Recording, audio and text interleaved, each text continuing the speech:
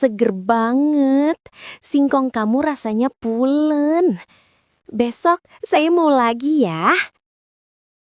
Sebelum lanjut ke dalam ceritanya, seperti biasa, absen dulu di komentar ya. Dari daerah mana kamu berasal? Dan jam berapa kamu nonton video ini? Oke, kita langsung saja mulai ke cerita lengkapnya.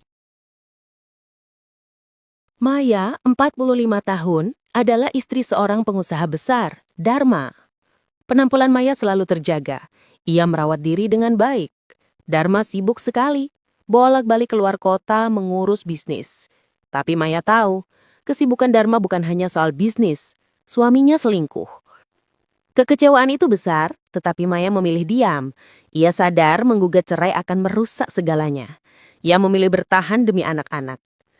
Keputusan bertahan itu kemudian ia imbangi dengan rencana pribadi. Maya memutuskan untuk membalas dendam dengan cara yang sama, mencari kesenangan dari pria lain. Pelarian Maya dimulai di media sosial. Ia mulai aktif tebar pesona. Fotonya yang berkelas selalu mendapat banyak respons, terutama dari pria-pria muda. Ini membangkitkan egonya yang terluka.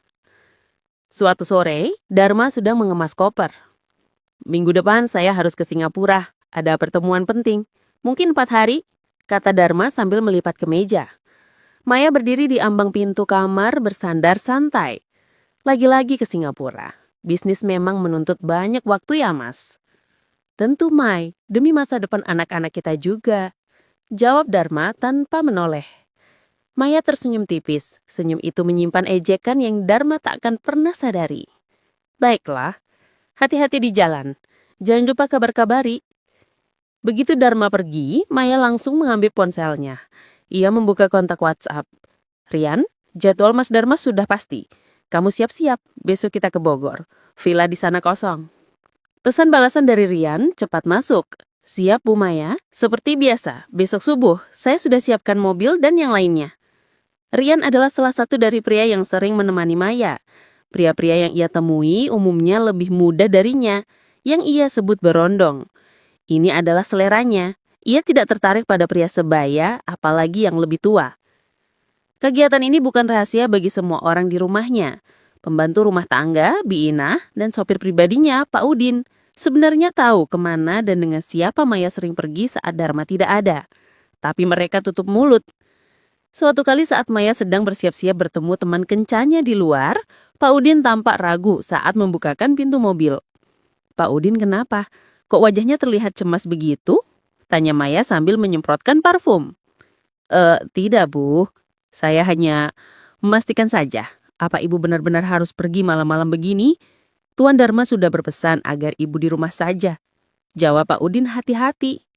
Maya tertawa kecil. Pak Udin, Tuan Dharma tidak ada di sini. Saya bukan lagi anak kecil. Ini urusan saya. Lagi pula, Maya mengeluarkan selembar uang 100 ribuan dari dompetnya dan menyisipkannya ke tangan Pak Udin. Tugas Pak Udin hanya mengantar. Selebihnya, anggap saja tidak tahu. Anggap malam ini kita hanya keliling kota mencari angin segar. Pak Udin langsung menunduk, menerima uang itu. Baik Bu, saya mengerti. Siap mengantar Ibu. Maya sangat nyaman dengan situasi ini.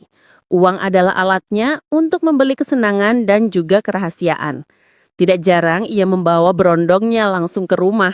Ia bersikap biasa saja di depan para pekerja, seolah-olah pria itu adalah kerabat jauh atau rekan bisnis mendadak. Pernah suatu pagi setelah Dharma berangkat, Maya sarapan ditemani seorang pria muda yang dipanggilnya Danu. Di meja makan yang sama, Bi Inah hilir mudik melayani. Danu, habiskan kopimu. Jangan lupa nanti siang kita harus berenang di kolam belakang.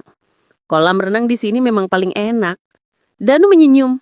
Siap Maya, kolam renang di sini memang paling enak. Bi Inah hanya menunduk saat menuangkan bleh. Ia tahu peran barunya. Melihat, diam, dan menerima uang tutup mulut di akhir bulan. Bagi Maya, situasi ini adalah puncak dari kekuasaan dan pembalasan dendamnya. Ia tidak hanya menahan diri dari Dharma, ia juga hidup bebas seolah-olah ia sudah bercerai.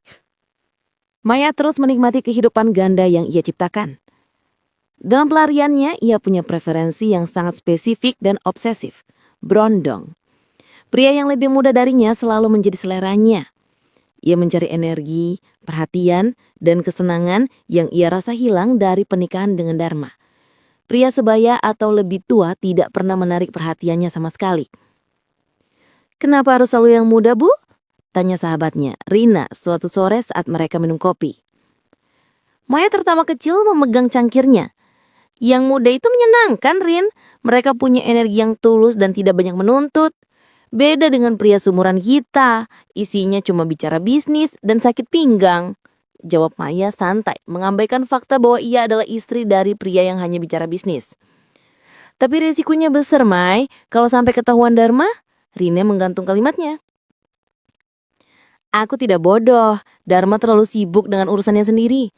Lagi pula, aku punya mata-mata yang kubayar mahal di rumah," kata Maya dengan nada puas. Mata-mata yang dimaksud Maya adalah para pekerjanya, para pembantu dan sopir pribadinya tahu persis setiap aktivitas yang ia lakukan. Namun Maya menggunakan uang untuk membeli kesetiaan atau lebih tepatnya keheningan. Ini adalah cara Maya memastikan dirinya aman. Suatu malam, Maya baru saja selesai bertemu dengan seorang berondong di sebuah hotel di Jakarta Selatan.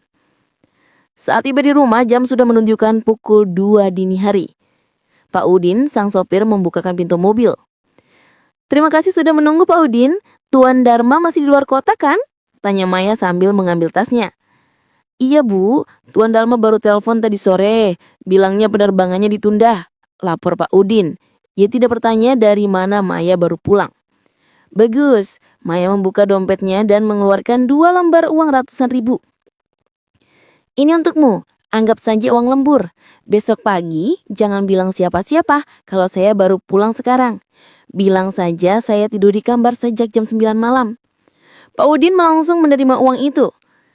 "Siap, Bu. Mulut saya terkunci rapat. Itu sudah tugas saya." Maya sering membawa berondongnya ke rumah ketika Dharma bepergian. Ini adalah puncak keberaniannya sekaligus bentuk pamer kekuasaan di depan para pekerjanya.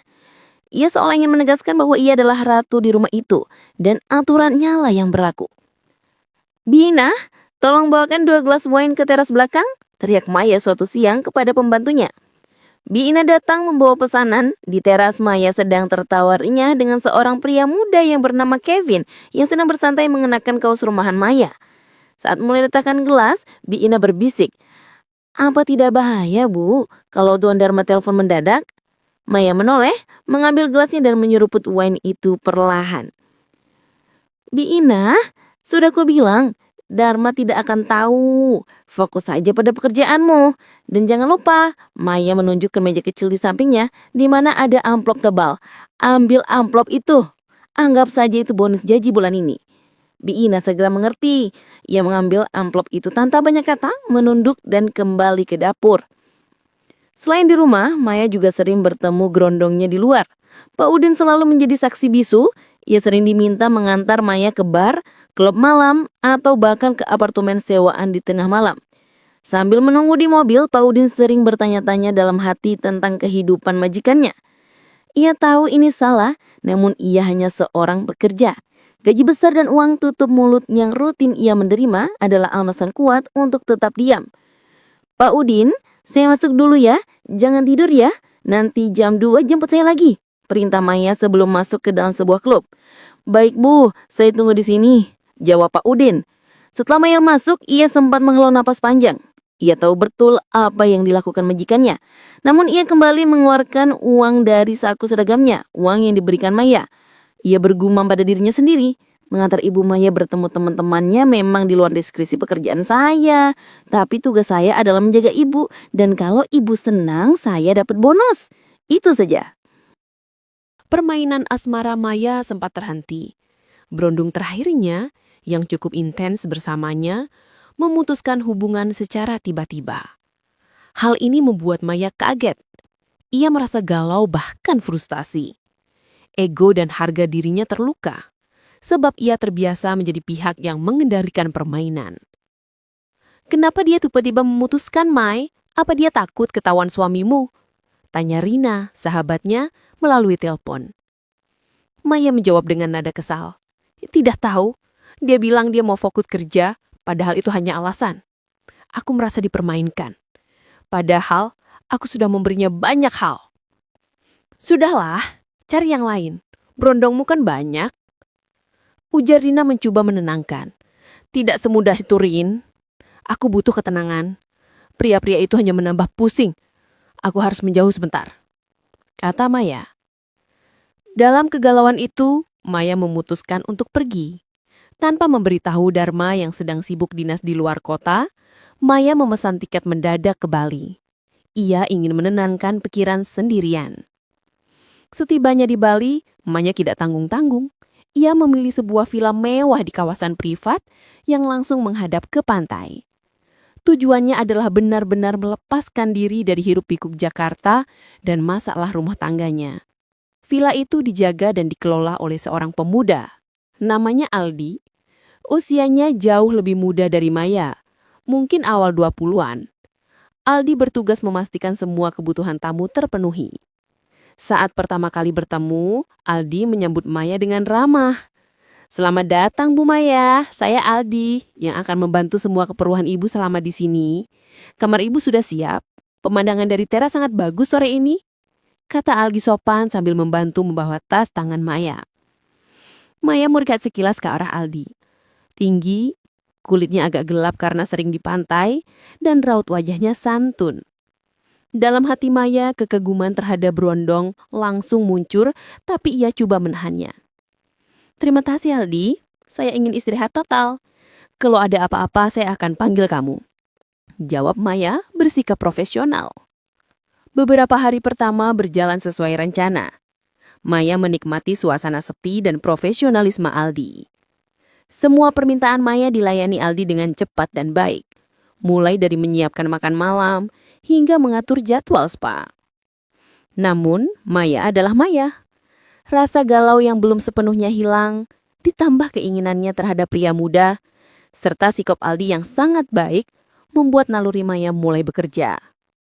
Saat itu sore hari, Maya berada di teras villa, memandangi deburan ombak. Ia melihat Aldi sedang membersihkan kolam di dekat situ. Maya menyengaja memanggil Aldi. Aldi, bisa sebentar ke sini? Aldi segera menghampiri, menyeringkan tangannya. Ada yang bisa saya bantu, Bu Maya? Apakah ada kerusakan? Maya menyenyum-senyum manis. Tidak ada kerusakan. Saya hanya butuh bantuan. Bisakah kamu ambilkan saya headset? Sepertinya ketinggalan di kamar tidur. Saya sedang malas jalan ke dalam. Ini adalah permintaan yang sangat kecil. Maya jelas bisa mengambilnya sendiri. Aldi tanpa curiga langsung menjawab. Oh tentu Bu, tunggu sebentar. Aldi kembali dengan headset itu dan memberikannya kepada Maya. Ini Bu, ada lagi yang Ibu butuhkan? Tidak, ini aja. Terima kasih ya Aldi, kamu cekatan sekali. Puji Maya memanjakan Aldi. Permintaan bantuan kecil itu kini mulai menjadi modus. Maya lebih sering meminta bantuan-bantuan yang sepele. Ia meminta Aldi menemaninya memilih menu makan malam di buku menu. Ia meminta Aldi untuk menjelaskan sejarah patung kecil di pojok villa. Semua tujuannya hanya satu, agar ia bisa menghabiskan waktu lebih lama di dekat Aldi. Aldi, saya agak bingung dengan pengaturan televisi di sini. Bisakah kamu menjelaskan fungsinya? Saya mau coba nonton film sebentar, pinta Maya pada suatu malam. Aldi segera datang dan menunjukkan pengaturan TV. Saat Aldi sedang menjelaskan, Maya sengaja membiarkan dirinya berdiri sangat dekat dengan Aldi, mencondongkan tubuh sedikit seolah-olah sangat fokus mendengarkan. Aldi pun merasa canggung, namun ia tetap fokus pada penjelasannya. Bagi Aldi ini hanya pekerjaan, tugas melayani tamu. Hari demi hari, niat Maya untuk menggoda Aldi semakin jelas dan terbuka. Ia tidak lagi menggunakan alasan meminta bantuan kecil atau teknis. Sekarang, ia mulai mengajak Aldi untuk menghabiskan waktu bersama di luar batas profesionalisme penjaga villa dan tamu. Suatu pagi, Maya memanggil Aldi ke teras villa saat ia sedang menikmati kopi. Aldi, coba duduk dulu. Kamu pasti lelah kan, mondar-mandir terus? Mari duduk di sini sebentar, temani saya mengobrol. Ajak Maya sambil menepuk kursi kosong di sebelahnya. Aldi terlihat ragu. Terima kasih Bu Maya, tapi saya ada jadwal mengecek kolam dan beberapa villa lain pagi ini. Ah, sebentar saja. Pekerjaan itu tidak akan lari. Saya sedang kesepian, Aldi. Saya tidak punya teman bicara di sini, hanya kamu. Kata Maya, matanya memandang Aldi dengan tatapan yang intens. Aldi akhirnya duduk menjaga jarak yang sopan. Baik, Bu. Ada yang ingin Ibu diskusikan? Maya tertawa kecil. Diskusi? Tidak perlu formal begitu. Ceritakan saja tentang Bali, tentang kamu, tentang impianmu. Saya ingin tahu, pemuda di Bali biasanya melakukan apa di waktu luang? Aldi merasa sedikit canggung, namun ia mulai bercerita tentang hobinya berselancar. Obrolan mereka pun mengalir membahas hal-hal pribadi. Maya memberikan perhatian penuh, membuat Aldi merasa dihargai. Beberapa hari kemudian, Maya semakin berani. Aldi, saya bosan seharian di villa. Bisakah kamu antar saya jalan-jalan sore ini? Saya ingin ke Tanah Lot. Sebagai pemandu lokal yang baik, kamu pasti tahu tempat yang bagus untuk melihat matahari terbenam, kan? Pinta Maya. Aldi tidak bisa menolak permintaan itu. Tentu, Bu Maya. Itu memang tugas saya untuk memberikan pengalaman terbaik untuk tamu. Bagus. Berarti kamu ikut saya, bukan cuma mengantar di mobil. Tegas Maya. Mereka pun pergi berdua. Selama perjalanan dan saat menikmati matahari terbenam, Maya tidak berhenti memuji Aldi. Kamu punya selera humor yang bagus, Aldi, dan kamu sangat sopan. Jauh lebih baik dari pria-pria di Jakarta yang hanya tahu uang, ujar Maya menyinggung Dharma secara tidak langsung. Aldi hanya senyum tipis. Terima kasih, Bu, saya hanya berusaha profesional. Maya merasa gemas dengan sikap profesional Aldi yang tak tergoyahkan. Suatu hari, Maya memutuskan untuk berenang di kolam pribadi villanya. Aldi, panggil Maya saat ia sudah berada di dalam kolam. Aldi yang sedang merapikan handuk di tepi kolam segera menoleh. Ya, Bu. Panas sekali hari ini. Daripada kamu bolak-balik kerja, kenapa tidak ikut berenang saja? Kamu kan harusnya ahli berenang, anak pantai. Ayo, temani saya. Ajak Maya sambil menyiramkan sedikit air ke arah Aldi, senyumnya manja. Aldi meskipun berat tetap menolak dengan halus. Mohon maaf sekali, Bu, saya tidak bisa. Tapi kalau Ibu butuh handuk atau minuman, saya bisa siapkan. Meskipun ditolak, Maya tidak menyerah. Pada malam harinya, setelah seharian liburan dan jalan-jalan bersama, Maya melancarkan serangan terakhir. Ia memanggil Aldi ke ruang tengah. Di sana sudah tersedia camilan, teh hangat, dan layar televisi yang besar. Sini Aldi, malam ini kita santai. Saya sudah siapkan teh, ayo duduk. Saya mau ajak kamu nonton film. Aldi berbili dengan sopan. Film apa, Bu? Saya pastikan jaringan internetnya bagus. Tidak perlu tegang begitu. Duduk saja di sini. Saya mau nonton film Jepang. Tepatnya film serial yang sedang viral itu. Katanya ceritanya bagus. Temani saya. Kamu akan dapat ilmu baru dari sana. Ujar Maya sambil menekan tombol play pada serial drama yang ia maksud. Aldi akhirnya duduk. Ia duduk diam di samping Maya, menyaksikan serial itu bersama-sama. Aldi sebenarnya sudah mulai tertarik pada Maya. Perhatian dan godaan Maya selama di Bali perlahan meluluhkan pertahanannya. Siapa yang tidak tertarik pada wanita cantik, berkelas, dan perhatian seperti Maya, meskipun usianya jauh di atasnya. Namun, Aldi sadar diri. Saya hanya penjaga villa, dia adalah tamu yang sangat kaya, pikir Aldi. Status sosial menjadi tembok besar baginya. Selain itu, ada fakta yang tidak bisa ia abaikan. Maya adalah istri orang. Dharma, suami Maya, adalah sosok pengusaha besar yang pasti memiliki kekuasaan dan pengaruh. Aldi tahu melayani tamu secara profesional adalah satu hal, tetapi terlibat secara emosional atau romantis adalah pelanggaran besar, baik secara etika maupun moral. Suatu malam, setelah menemani Maya menonton film, Aldi kembali ke kamarnya. Ia langsung menelpon sahabatnya, Iwan. "Wan, gawat," kata Aldi begitu Iwan mengangkat telepon. "Gawat kenapa? Kamu dapat tip besar dari tamu bule?" tanya Iwan santai. "Bukan, ini tentang Bu Maya. Dia terlalu baik, Wan. Dia sering ajak aku jalan, ngobrol lama, bahkan tadi malam nonton film bareng di villanya. Aku rasa dia sedang menggodaku," ujar Aldi dengan suara pelan. Iwan tertawa. Ya wajarlah, Di. Kamu kan tampan, berondong seger. Tamu kaya raya pasti bosan dengan suaminya. Nikmati aja lah, mumpung dapat perhatian. Masalahnya, dia istri orang, Wan. Aku jadi tidak enak. Aku takut kebablasan. Aku cuma kerja di sini. Kata Aldi, nada suaranya menunjukkan dilema. Ya udah, batasi dirimu. Ingat statusmu, saran Iwan. Liburan Maya di Bali pun selesai. Ia harus kembali ke Jakarta karena Dharma, suaminya, akan segera pulang dari dinas. Saat mengantar Maya ke mobil yang menjemputnya, Aldi merasa ada sedikit kekosangan. Terima kasih banyak, Aldi. Kamu membuat liburan saya benar-benar istimewa. Saya merasa sangat senang di sini, ucap Maya sambil menatap mata Aldi. Sama-sama, Bu Maya. Itu sudah tugas saya. Hati-hati di jalan ya, jawab Aldi menjaga nada suaranya tetap formal. Saat mereka berpamitan, Maya sempat berbisik pelan.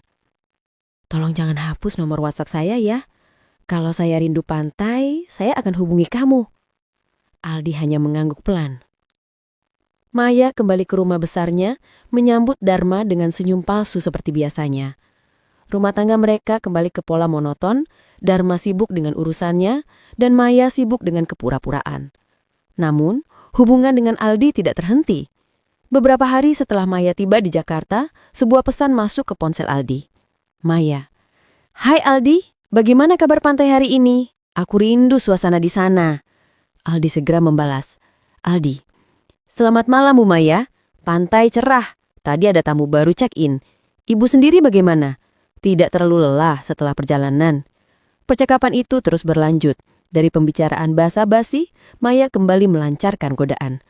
Pesan-pesannya berisi pujian, kenangan saat di Bali, hingga kalimat-kalimat yang semakin mesra. Maya, aku tidak bisa tidur. Rasanya lebih enak ngobrol sama kamu daripada mendengarkan Dharma bicara soal saham dan proyeknya. Kamu tahu, kamu itu seperti udara segar buatku. Suatu malam, pesan itu berubah menjadi panggilan video. Halo LD, kamu belum tidur? Suara Maya terdengar manja dari layar ponselnya. Ia sudah berganti pakaian santai. Belum Bu Maya, saya baru selesai mengecek laporan. Jangan panggil Bu Maya, panggil aku Maya saja. Kita bukan di villa, sekarang kita di Jakarta, kata Maya sembari menebar dan manja. Coba lihat, pemandangan di Jakarta malam ini tidak ada apa-apanya dibanding pemandangan di Bali. Tapi paling tidak aku bisa lihat wajahmu. Mereka video call sampai larut malam. Pembicaraan mereka meluas dari sekedar menanyakan kabar hingga membicarakan hal-hal yang sangat pribadi. Semua komunikasi intensif ini, pesan-pesan yang penuh godaan dan panggilan video rahasia terjadi di balik punggung Dharma. Dharma terlalu sibuk untuk peduli dan Maya menggunakan kesempatan ini untuk memperdalam hubungannya dengan Aldi, si berondong dari Bali yang kini menjadi pelarian terbarunya secara virtual. Beberapa bulan berlalu. Hubungan rahasia Maya dengan Aldi melalui ponsel semakin mendalam. Maya merasa lebih hidup berkat kehadiran Aldi, sementara rumah tangganya dengan Dharma semakin hambar. Suatu siang, saat Maya sedang dalam perjalanan pulang dari salon, ia meminta Pak Udin untuk melewati salah satu mal mewah di pusat kota. Ia hanya ingin melihat-lihat. Saat melintasi area restoran outdoor, mata Maya tertumbuk pada dua sosok yang duduk mesra di meja sudut. Jantungnya berdebar. Bukan karena terkejut, melainkan karena rasa muak yang mendalam. Pak Udin, pelankan mobilnya, perintah Maya dingin. Pak Udin menuruti. Saat mobil bergerak sangat lambat, Maya melihat jelas. Dharma sedang tertawarnya. Tangannya menggenggam tangan seorang wanita muda. Usia wanita itu bahkan terlihat lebih muda dari selingkuhan Dharma yang sebelumnya. Berhenti di sini Pak Udin, jangan terlalu dekat, perintah Maya. Nadanya sudah berubah datar. Maya mengambil ponselnya dan memotret adegan itu beberapa kali. Ia tidak marah-marah di tempat. Ia hanya merasa lelah. Ia menyadari, setelah bertahun-tahun berpura-pura tidak tahu dan menjalankan misi balas dendam, ia sudah benar-benar selesai dengan Dharma. Maya menarik nafas panjang. Ayo jalan Pak Udin, kembali ke rumah. Saat tiba di rumah, Maya langsung menemui pengacaranya melalui telepon. Pak Herman, saya sudah memikirkannya matang-matang. Saya ingin menggugat cerai Dharma, kata Maya tanpa basa-basi. Pengacaranya terkejut. Ibu yakin Bu Maya? Setelah bertahun-tahun bertahan, apa yang terjadi? Saya memergokinya lagi, Pak. Ini sudah yang kesekian kalinya. Saya sudah lelah. Saya tidak mau lagi hidup dalam sandiwara ini. Jelas Maya, suaranya meyakinkan. Saya sudah punya bukti-bukti berselingkuhannya. Saya ingin perceraian yang cepat dan saya ingin semua aset yang kami miliki jatuh kepada saya dan anak-anak. Pengacara itu mengangguk. Tentu, Bu. Dengan bukti yang ada, kita punya posisi kuat. Kami akan segera memprosesnya. Namun, keputusan Maya menggugat cerai ini bukan semata-mata karena Dharma selingkuh. Ya, itu adalah alasan resmi yang sah di mata hukum dan publik. Tetapi bagi Maya, ini adalah kesempatan emas untuk melarikan diri dari kehidupan monoton dan kesepian yang bertahun-tahun ia jalani. Keputusan cerai ini juga merupakan persembunyian atas perselingkuhannya dengan para brondong, terutama hubungannya yang intens dengan Aldi. Jika Dharma yang dituduh berselingkuh, maka semua fokus akan tertuju padanya. Maya akan keluar sebagai korban yang teraniaya. Malam itu, saat Dharma pulang, Maya sudah menunggunya di ruang tamu dengan wajah tenang dan map pengacara di meja. "Dari mana kamu, Mas?" tanya Maya menusuk. Dharma terkejut melihat map di meja. Aku baru pulang dari kantor." "Ada apa ini, Mei?" "Kantor? Atau dari restoran ditemani pacar barumu yang lebih muda?" Maya melempar foto-foto yang ia ambil siang tadi ke atas meja. Dharma pucat. "Maya, itu hanya klien bisnis." "Cukup, Mas. Aku sudah muak dengan semua kebohonganmu," kata Maya tegas. Ia membuka map itu. "Aku sudah menyiapkan ini. Aku minta cerai. Kau yang bersalah, jadi aku yang berhak mendapatkan semuanya. Perusahaan, rumah, aset, semua akan jatuh ke tangan kami." Dharma mencoba membela diri, memohon, bahkan mengancam. "Kamu gila, Mai. Kamu tidak bisa melakukan ini. Aku suamimu. Dulu, sekarang tidak lagi. Aku menggugat cerai karena perselingkuhanmu. Aku punya bukti, Mas. Kamu tidak punya apa-apa untuk melawanku. Nikmati saja hasil perbuatanmu," ujar Maya berdiri dengan kepala tegak.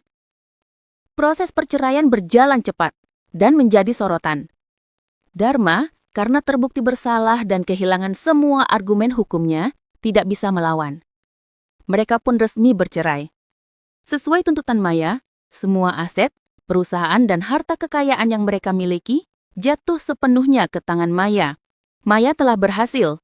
Ia keluar dari pernikahan itu sebagai wanita yang terbebas, kaya raya, dan bersih di mata publik. Ia telah berhasil mengamankan masa depan, dan yang paling penting, ia telah menciptakan jalur mulus untuk memulai babak baru hidupnya dengan seseorang yang selama ini ia sembunyikan. Setelah resmi menyandang status janda kaya raya, langkah pertama Maya adalah kembali ke Bali. Bukan lagi untuk liburan, melainkan untuk menemui Aldi. Ia merasa sudah tidak ada lagi yang perlu disembunyikan. Maya memesan villa yang sama dan langsung memanggil Aldi. Kali ini, ia datang sebagai seorang yang bebas. "Hai Aldi," sapa Maya saat Aldi datang. Aldi terlihat terkejut melihat Maya. "Bu Maya, saya kira ibu hanya bercanda mau kesini lagi. Ada apa? Apa ibu mau liburan lagi?"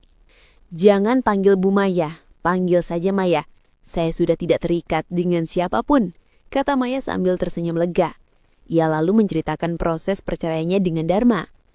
"Suami saya sekarang sudah menjadi mantan suami. Saya menggugat cerai karena perselingkuhannya.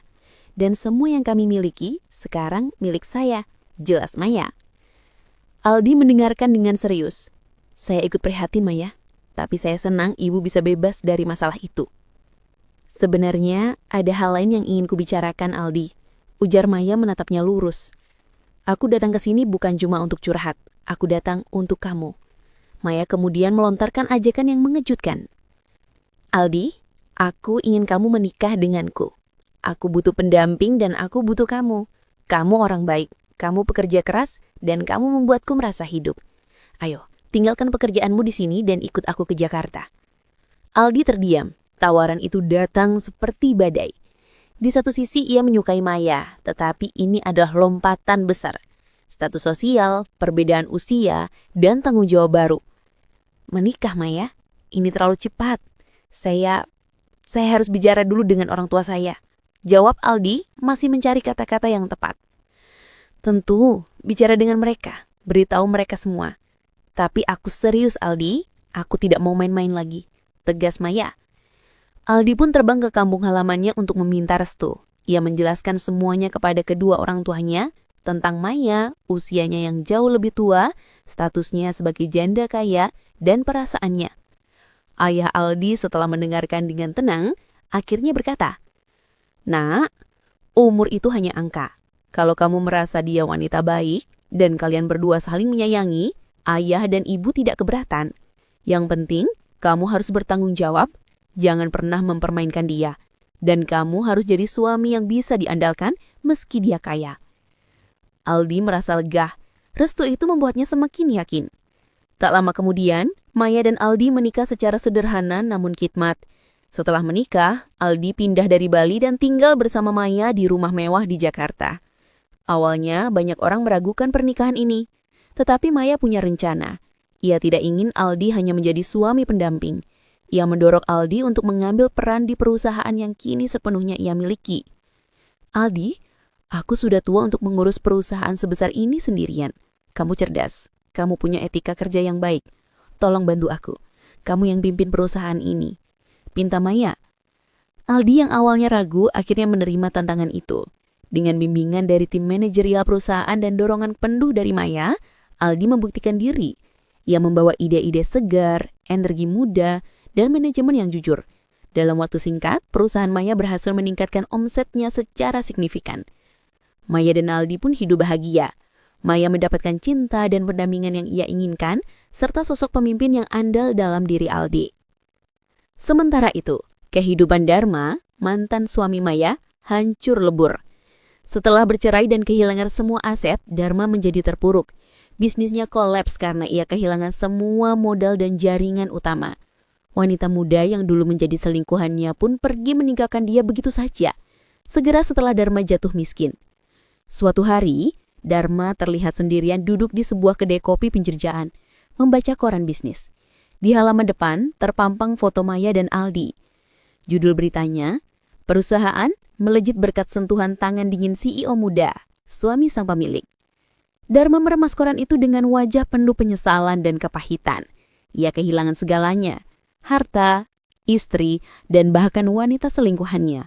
Sementara Maya, wanita yang ia khianati, kini hidup bahagia, bergelimang harta, dan berhasil membalaskan dendamnya dengan sempurna.